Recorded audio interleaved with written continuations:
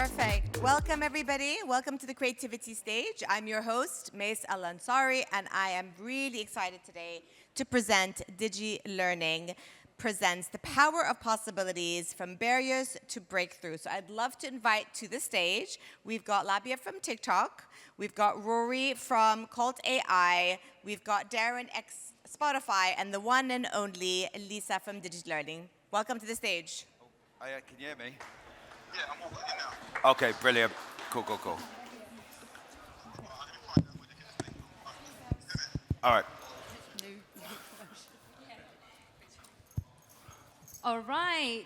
Thank you so much to everyone who has taken the time out to come and hear us yap today. And not go and see Jimmy Carr. Yes, we do appreciate it, guys, a lot. So That's hopefully we'll give you an equal, if not better, show. Hopefully. So we're going to get straight into it, guys. This is all about the power of possibility from barriers to breakthrough. We've got an amazing panel here today. They're going to do a quick introduction just so that you know who we're speaking to. So if you get straight into it, Lisa, do you want to introduce yourself? I am Lisa Goodchild, Chief Troublemaker at Digilearning. I only make trouble for the good, obviously. Yeah, Lisa Goodchild, my bad child for life is my nickname. And I founded Digilearning about 5 years ago. I also have a consultancy that I don't really get involved in. And hi, I'm Darren Thompson, ex-Spotify. I say ex because I've just recently left in conversations soon to be announced on the next play.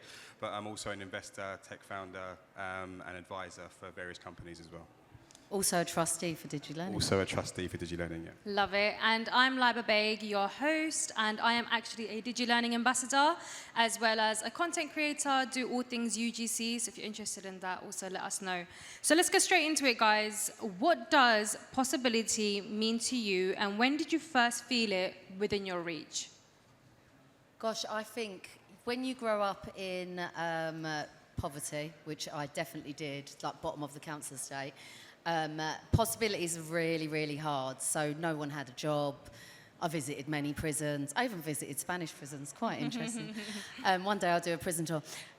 So possibilities, I would say, was when I was around 30. And some amazing women came into my life. I'd say one guy as well, a brilliant dude, Dan Wagner, who's just got lots of investment for an AI business, and he invested in my business at the time, and I thought I'd made it, you know, woo! Yeah. But his business partner, Shah, and me became really, really close and best friends, and they were partying at the time as business partners. And Shah taught me a lot about life and just grabbing opportunities, showing up, and also just believing that anything's really possible, that you can make things happen. And, you know, she was the first boxing manager for Chris Eubank. She worked with Dyson around the kitchen table. And then her network was just amazing, and she opened it up to me, really. So I ended up with just brilliant women around me. I'm afraid a lot of women. There's a couple of men. I'm not gonna, you know, doubt it. But a lot of amazing women like June Sarpong, Kanye King. And when you see people like that, all of them grew up actually in, you know, quite under-resourced circumstances, council estates, lots of stuff going on. And when you see people like that smash it, you realise that the possibility is within you, and it's for you to make it happen. Yep. Yeah, similarly, I come from a large family, got 4 siblings. My early stage of my career was athletics direction. I was long jump for 200 and 200 meters for GB, and unfortunately that got taken away from me through injury. And in that experience and transition into the media industry, I just found, like Lisa said, real strong mentors and guiders that would help me, inspire me to sort of recognize the power that I have within me, and also the importance of connection and authentic connection that enabled me to learn from those people that I held high regard for, and also can sort of utilize not their experience or connections, but their advice and their ways to approach and ways to hone myself from a very early age, which fortunately for me, from my athletics career, I had structured that you only can control what you actually can control, and the rest is you should ignore. And actually what I took from that was that every single person that you interact with or meet, especially on your journey as you grow, is you can take from them what you feel you can learn from, and then you can move from the next person and mold yourself from within. I think a very common theme in both of what you just said, and from what I think possibility is as well, it seems that you've had someone maybe a few steps above you or someone in a position of power kind of reaching out and being like, actually, let me help you up. Yeah. And that's kind of what opened your eyes to think, oh my God, like I don't have to stay in this place forever. So that's really, really cool and inspirational. And that's also something that everyone should take away from here. There's always going to be someone below you that might need just that little extra step or that helping hand that you can provide. For you, it might be small, but like we've heard today, it can make the world of a difference. Another question that I have is, possibility is such a subjective word.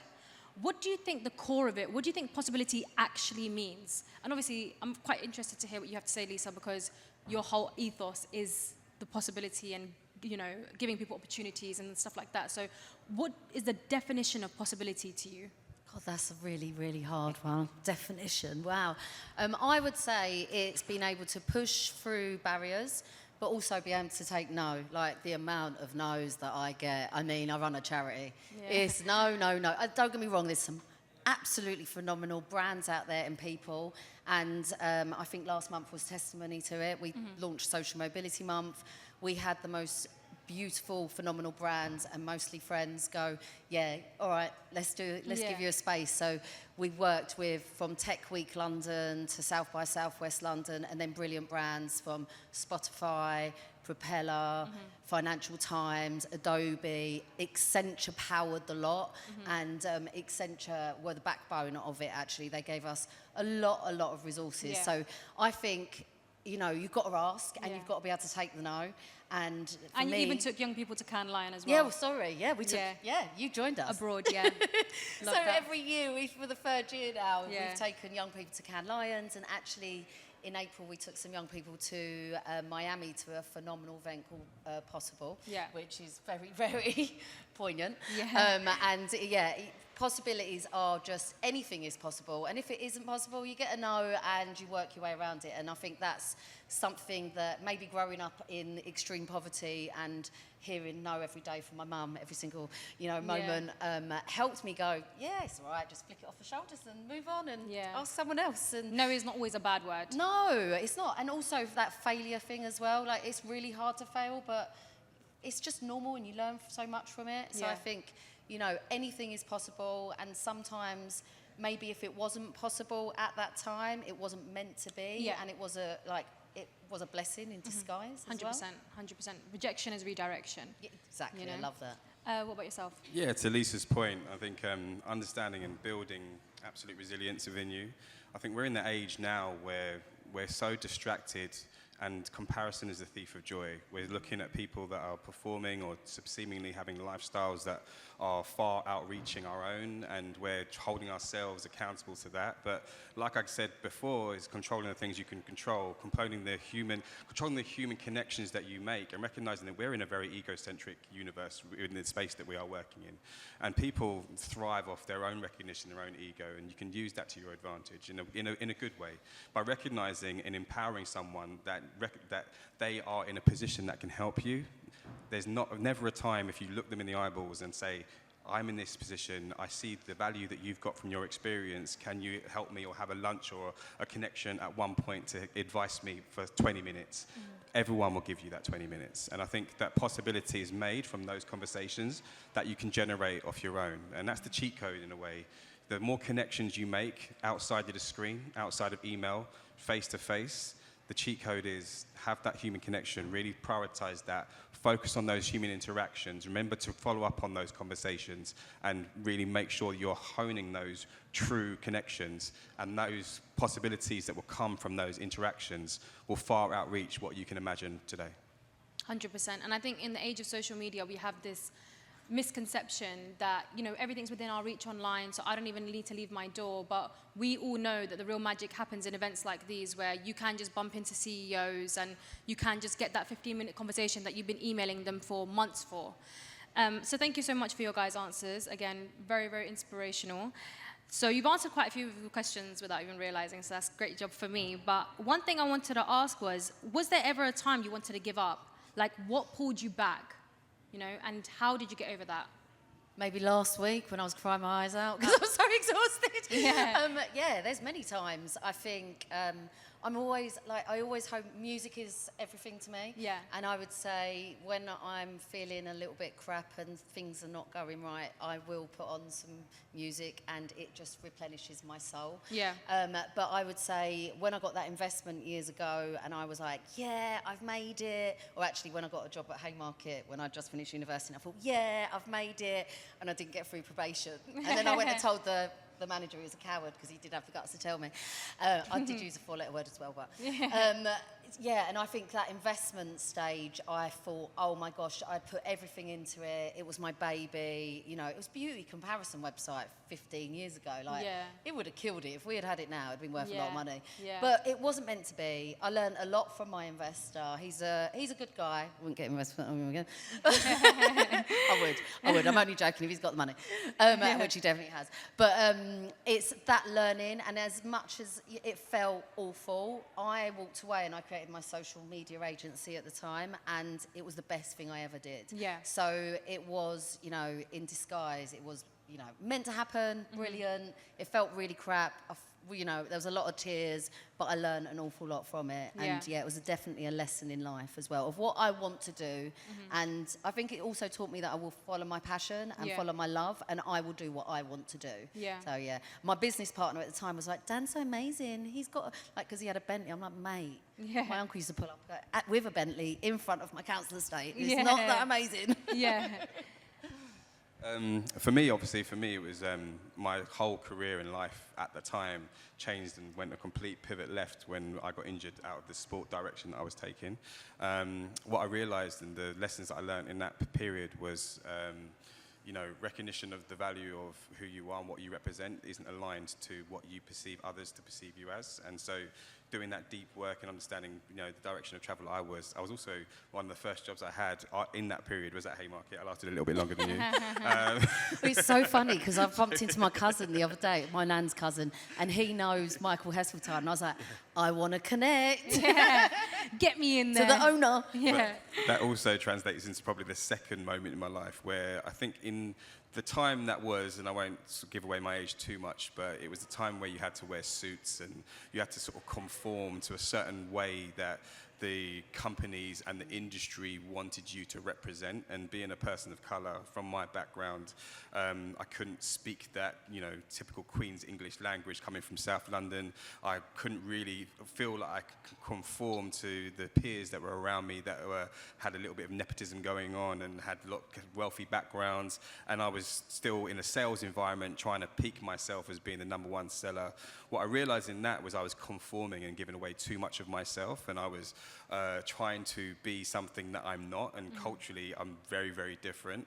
And when the moment when I started really showing great success and momentum in my career was that kind of that lightning bolt moment when I was like, you know what, fuck it, I'm just gonna, sorry for swearing, I'm just going to just be myself and speak authentically with a South London accent. The first person I picked up the phone call to sell was also from South London, recognised my voice, said you must be from South London, took the meeting and gave me one of the biggest deals I had at that time.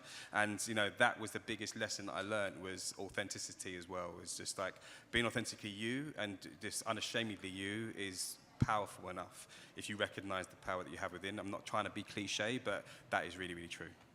I love that, Yeah, and it's same. really interesting. I didn't realise the difference between North and South London. It was my dad that's recently educated me about it. And actually, South London is where all the poor people were basically put. Yeah. So they're all the sewage farms, it's all the gas works, and if you look at the Tube, there is no connection to South London. And my daughter the other day, so we was talking about it, and she was like, yeah, that's where all the creativity is in South London. And it's so true. The creativity. Like, we had to be creative. Exactly. And also the diversity as well. Yes. Like, even look, just step outside today, go on Brick Lane, just walk 5 minutes, and I think you'll see about 17 different nationalities, basically. So that's really, really cool as well. And like you said, I think stepping into your authentic self is the best thing you can do, because otherwise you're always putting up a front, and that's a job in itself. It's tiring. It is. It genuinely is. So I think that's very, very true. And I think that you've only, like, you've achieved what you needed to achieve by being who you truly are. And I think that's a sentiment to you both. So what's one industry barrier that you hope no young person has to face in 10 years? I think it's what Darren just said, actually. Yeah. Like, the amount of times I've been in an organisation or I have a conversation and people will mock my accent. Yeah. Like, and also, they, like, say that I'm from Essex. Nothing wrong with Essex, Yeah. but I'm a South East London Yeah. girl. Say it with respect, please. Like, seriously, there's Yeah. many forms of common. Don't get it wrong. Yeah. Don't get it twisted. Literally. But it is that. I don't want young people to go into organisations and feel different. I want them to know that we're by their side, and that's why I'm so passionate about what we do at Digilearning. Yeah. I will be by their side. If they get anyone mocking them, I will definitely be by their side to start calling people out, because it's wrong. Yeah. Like, it's really, really tough being different when you, and obviously, Laiba, you know when you walk into a room. Yeah. You know, you are often a different.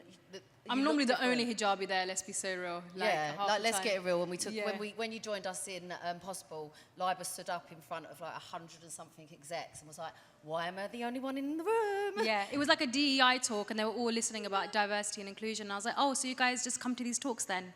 You guys don't actually action anything? And they were like CEOs, CMOs, and I think they were a bit shocked. And I was like, well, next time think about it. You guys are the decision makers at the end of the day. And I think it's also having those difficult conversations, being the one to stand up and be like, you know, I'm a very big believer, that no one is better than you, like in any capacity. I feel like anyone who is, up there making it millionaire, Bentley, this, that, I just think all that is achievable. Yeah. If you've done it, I could do it. So you're not any better than me. So speak to people like they're on your level, genuinely, and call people out, because I think that's what we need more of. Yeah. Just calling people out. Also educating them as well. Like, they don't even realise that they're doing it, and it is Exactly. a bit of jest, and Yeah. But when you've grown up and people like my family members specifically used to always correct it. I said, "Ain't," like, there was like they had pony in the garden and stuff. It was always correcting me though, and we was from Penge. We was like the place where nobody wanted to go and visit, and I just don't want my young people to ever feel like that, or just to know that they've got people that will have their backs and they can have a conversation, and we can have a conversation with the people that are doing that, because I think when you start having conversations and people realise that actually that's quite hurtful sometimes, it's all right if it's South East London or in a South East London, Yeah, literally. But otherwise it can be hurtful, and I think Yeah. once you start opening people's minds and eyes, they start going, shit, you don't want to hurt people. Exactly, Do you know what I mean? Like, exactly. let's be kind. Yeah, exactly. I think if I was able to give my younger self some advice to navigate the pitfalls of the industry, I think there's three things I would probably say, which was the misconception that young people have coming into any industry, any company, any environment where they feel that there are technological minds or creative minds or powerful, experienced people, is that they put like deities at their feet, and they make them think that they think that they aren't worthy enough to have a conversation with said individual. That's not true. No one knows what they're fucking doing. Yeah. Facts. Literally. Everyone is figuring it out, and in recognition of that, you can then actually show yourself as being on the same level. That's one thing. The other thing is that companies, you need to use the companies as much as they use you. No one's going to care if you burn yourself out, if you give too much of yourself. You have to be functional. You have to be articulate around your energy and your work that you're providing. You have to really highlight your work ethic, your workload, and communicate that. But if you go over and above and you're putting too much of yourself for the company and it's not going to end a result in your pocket, then you're doing something wrong.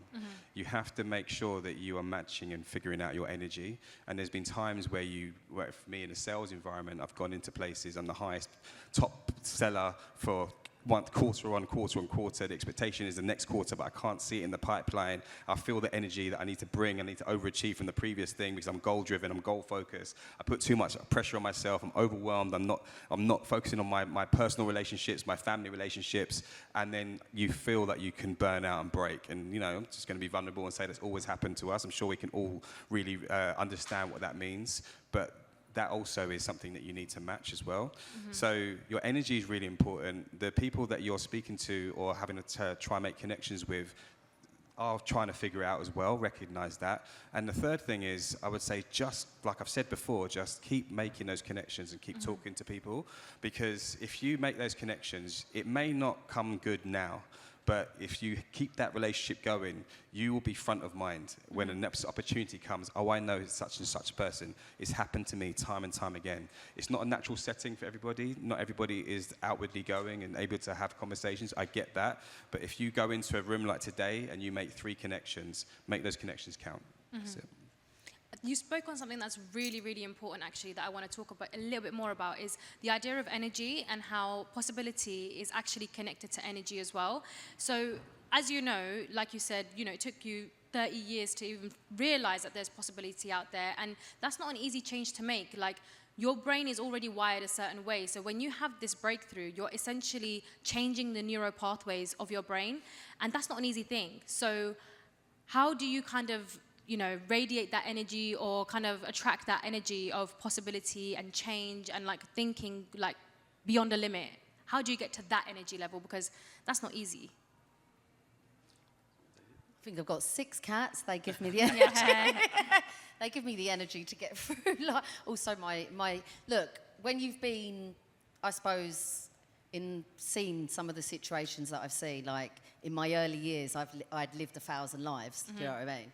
And I think when you've seen that, you realise that what you've got now is just unbelievable. It's a dream, it's a movie. How can this be possible? So you're just so grateful for what you've got. Yeah. And if you wake up every morning, all right, look, we're going to have bad days. As I said, I put on some music. But if you just radiate that, if you're just, positive, and obviously, look, I've got the best job in the world. I get to work with you. Do you know what I mean?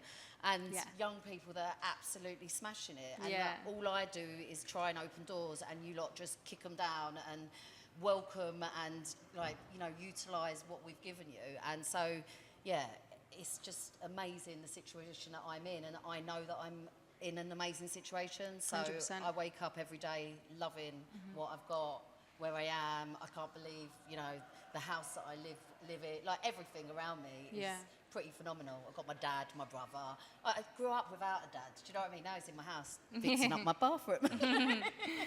Yeah. I think, in answer to that question, I think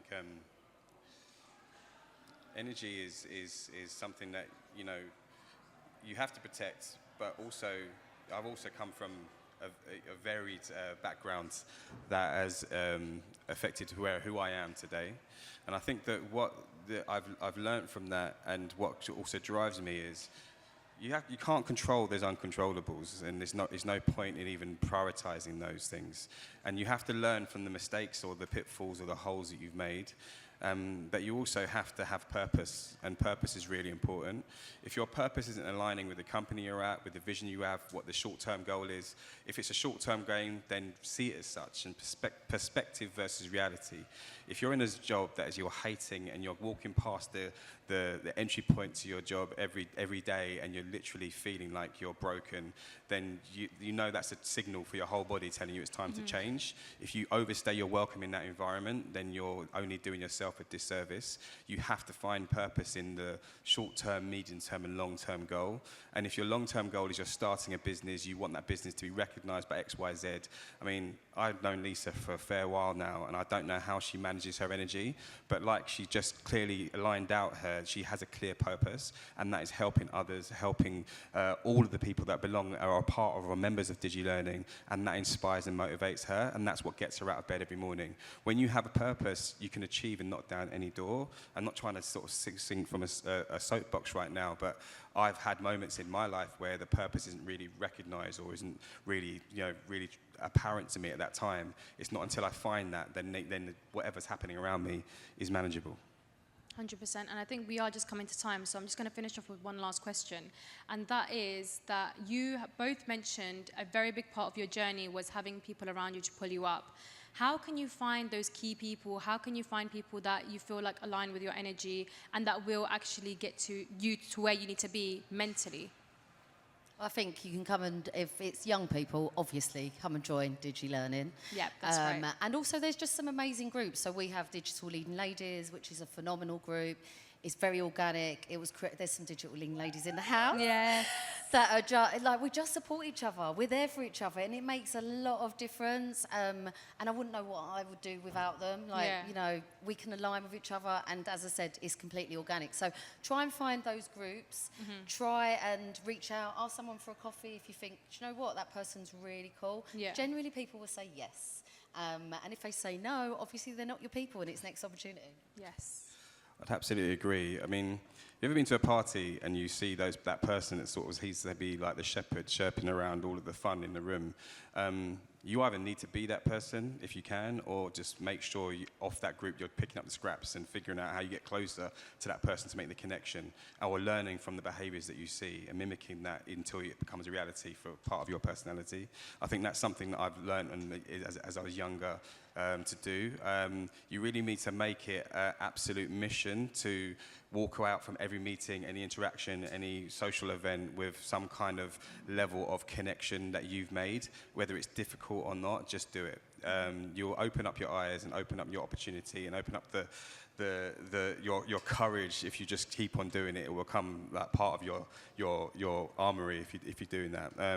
But how you find those people is just by simply getting out the screens and making human connection. It's as simple as that. I can't exclaim that even more. Just make the human connection by saying, hello, my name is, want to chat. Simple. Absolutely love that. I think I was mentally taking a lot of notes as well, guys, because there were some real gems there. Really appreciate. I feel inspired, you know. I have to get out here and make connections with 1 million people now, basically. And yeah, guys, thank you so much for listening to us today. And I really hope that we were able to open your minds to what's actually out there, because like these lot have said, the possibilities really are endless. And it's what you make it. So whatever you see in your brain, you're seeing it for a reason. You've been given that thought for a reason. So chase those things and chase that energy as well, like you guys said. So yeah, thank you so much. Thank you so much.